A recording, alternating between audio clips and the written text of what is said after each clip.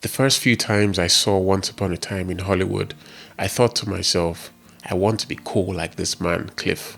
A couple of years later and a few more watches, I still want to be like him, just for different reasons now. Cliff is the stunt double for actor Rick Dalton. Rick is the one in the spotlight, while Cliff spends most of his time behind the scenes.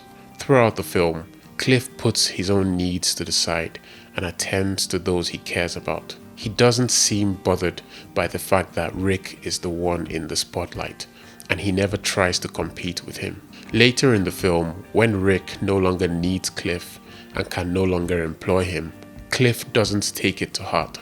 Both men are facing uncertainty about their future, with Rick coming to terms with the possibility that his acting career is now over.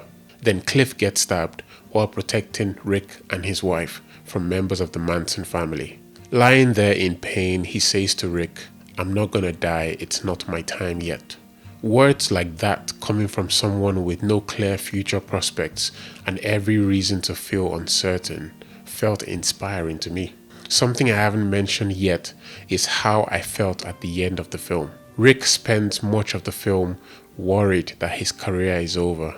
Earlier on, he talks about the possibility of getting to know his neighbors, famous filmmaker Roman Polanski and his wife, popular actress Sharon Tate, and how that could open doors for him professionally. At the end of the film, after everything that's happened, that opportunity finally arrives. The gates to the Polanski household open and Rick is welcomed in. Seeing those gates open made me reflect on someone who had been through a lot, who had lived with uncertainty for so long, finally finding what he had been looking for. To me, those opened gates represent the possibility of a future that for much of the film seemed too distant to be actualized. Watching those gates open felt like watching hope arrive. After putting his life on the line for his friend, Cliff is taken away to the hospital. By the time Rick's future finally looks to change, Cliff isn't there in the moment to witness it. What I took from this film is that Cliff couldn't have been this kind of person without hope. Even when his future looked uncertain, he remained hopeful.